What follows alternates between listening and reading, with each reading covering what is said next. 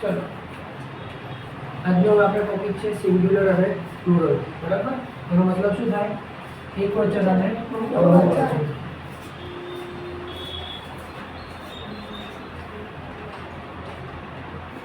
બરાબર, પેન્સિલ એકવચન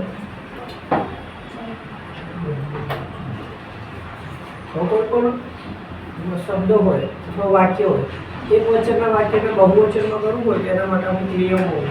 ડાયરેક્ટ જો થાય નહીં, બરાબર? આપણને મેઇન માતૃભાષા આપણે ગુજરાતી છે, તો આપણે ડાયરેક્ટ તો ખબર છે કે બાળક તો બાળકો થાય, બરાબર? પછી કોઈ પણ પેન તો પેનો, ઓકે. હવે એની અંદર અંગ્રેજીની અંદર પણ એટલું ડાયરેક્ટ થઈ શકે, પણ આપણે એમાં રૂલ્સ જોઈશું, રૂલ્સ પ્રમાણે પછી કરશું, બરાબર? ચાલો, એકવચન બહુવચનના અમુક રૂલ્સ છે. એમાં પહેલો નિયમ કે કોઈ પણ શબ્દ હોય, બરાબર? હું શોર્ટકટમાં રૂલ્સ સમજાવું છું એટલે તમારે શું મૂંઝવણ ના થાય. તો કોઈ પણ વર્ડ હોય એનો શું લગાવવાનું? એસ. કોઈ પણ શબ્દના છેડે એસ લગાવવાથી એ શબ્દનું બહુવચન થાય. તો એના ઉદાહરણ આપી દઉં, જેમ કે PEN પેન, એનું બહુવચન શું થાય? પેન્સ. TABLE શું થાય? આનું શું છે? ટેબલ. તો TABLE. સાદું ખબર પડી? એસ વાળો. બીજો નિયમ,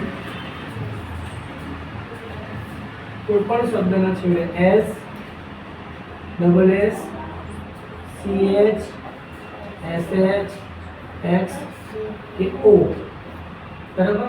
જો છેડે આ શબ્દો આવતા હોય, આ અક્ષર, બરાબર? S, SH, double S, CH, X કે O, તો શું લગાડવાનું? એટલે ES. ES લગાડવાથી એનું બહુવચન થાય. હવે એના આપણે ઉદાહરણ લઈએ. દાખલા તરીકે BUS શું વંચાય? બસ. તો છેલ્લે શું આવ્યો? S આવ્યો ને? BUS પછી લગાવી દેવાનું એટલે ES, બરાબર? CLASS એનો મતલબ ક્લાસ. તો છેલ્લે શું આવ્યો? Double S. તો CLASS ES ક્લાસીસ, બરાબર? હવે જેમ કે CH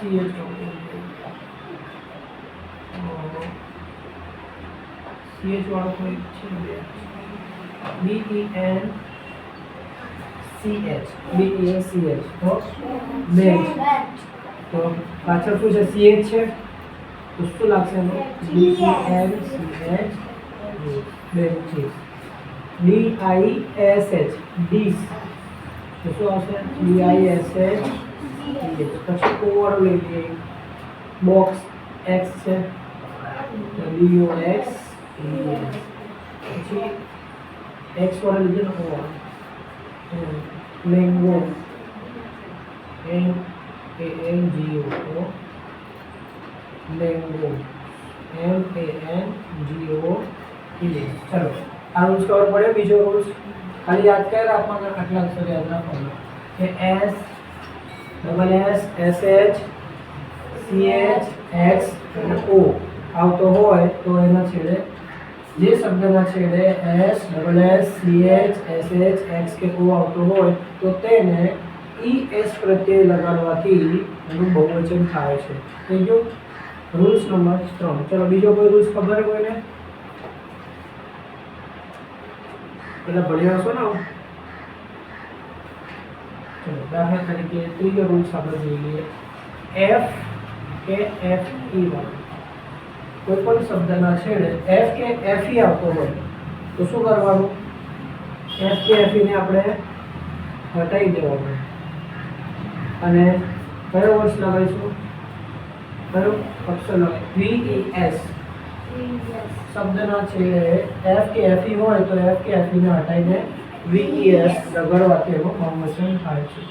જેમ કે LEAF, આને શું વંચાય? લીફ. લીફ એટલે પાંદડું. તો જો છેલ્લે શું છે? F. તો આપણે શું કરીશું? F ને હટાવીને VES. LEAF હટી જશે એટલે VES. ખબર પડી? જેમ કે થીફ, થીફ એટલે ચોર, THIEF. શું થશે? THIEF હટી જશે હવે VES, બરાબર. પછી નાઇફ, બીજું FE વાળો કોઈ વર્ડ, ચલો વાઇફ, WIFE વાઇફ. તો વાઇફ એટલે પત્ની, બરાબર. તો છેલ્લે શું છે? FE. તો FE હોય તો શું? FE હટાવી દઈશું હવે VES. તો WIFE હટી જશે અને VES. ચલો ખબર પડી. Rules number 3.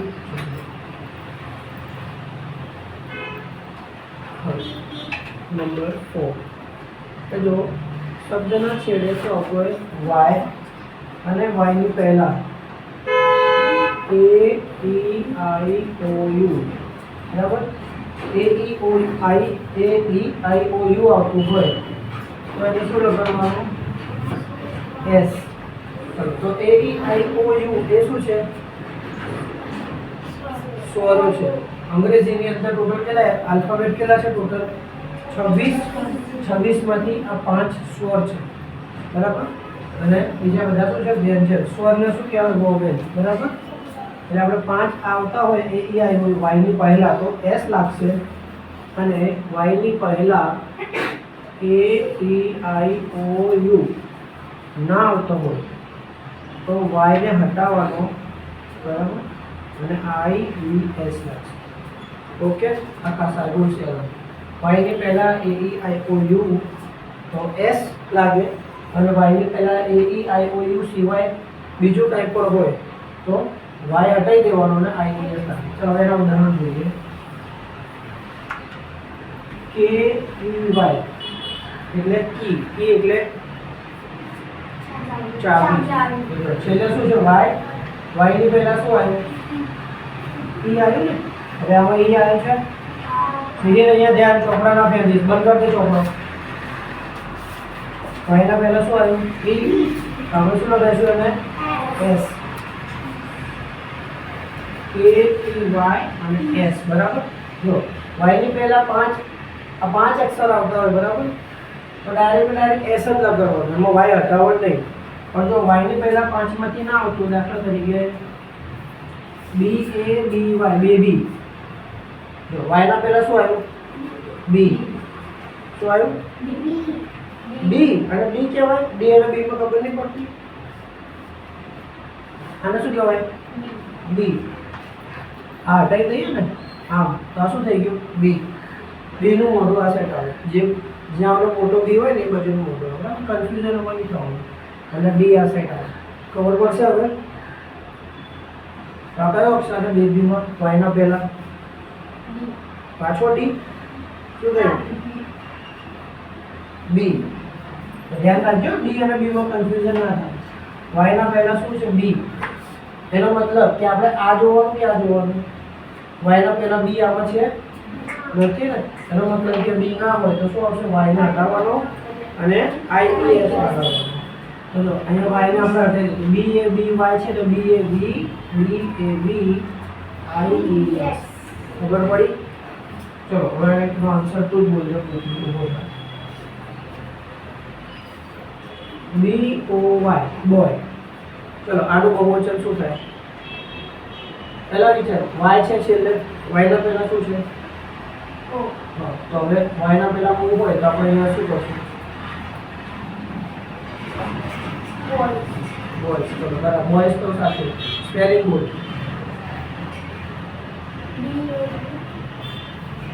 યુ હે તારે યુ બધું કેમ કન્ફ્યુઝ થાય? બોય તો શું થયું? BOY. પછી શું લાગશે? તો બોયસ થઈ ગયું. બોયસ તો બરાબર થઈ ગયું, જવાબ તો બરાબર. IES કેમ લાગે? આ શું છે છેલ્લે? શું? વાય. વાયના પહેલા શું છે? તો વાયના પહેલા O હોય એટલે AEIOU હોય તો શું લાગે? છે ને અહીંયા. તો વાયના પહેલા O છે તો અહીંયા શું લાગશે? S લાગશે ને. તો S કઈ રીતના લગાવવાનો? VOYS. ખબર પડે? અડધો સાચો જવાબ બોલો, અડધો ખોટો જવાબ બોલો. કન્ફ્યુઝ થાય. ચલો અંકિત નું બોલો. CITY city. चलो ये सिटी है ना, तो y ना पहला શું છે? y तो पहले क्या t है, तो y को पहला t છે આમાં, તો इसमें आएगा तो શું કરવાનું? y ને રિમૂવ કરવાનું, હટાવવાનું, અને શું લાગશે? y को हटाना क्या? हाँ ठीक है, चलो बोलो जरा पहले ये बोलो. हाँ वाई नहीं लगी, वाई को हटा देंगे. वेरी गुड, ठीक है. आने मगज में उतरी गई करे जो फर्स्ट में है ना, फर्स्ट स्टैंडर्ड में तो आवड़ी जो फोर्थ में છે. ओके, જો બેમાં સમજો. y ના પહેલા o હતો, y ના પહેલા o હતો એટલે આપણે શું લગાવ્યું? s. અને આમાં y ના પહેલા t હતો એટલે y ના પહેલા આમાં તો આની અંદર t હતો એટલે શું કરશું? IES. પણ જો આ પાંચ અક્ષરમાંથી હોય તો y હટાવવાનો નહીં, ડાયરેક્ટ s લગાવી દેવાનો. અને આ પાંચ અક્ષરમાંથી ના હોય તો y હટાવવાનો અને IES લગાવવાનો. ચલો ખ્યાલ આવ્યો? Rules number 4. હજી એક આગળ જોઈએ, રૂલ્સ નંબર 5. આમાં 5 રૂલ્સ છે, ખાસ યાદ રાખવાના.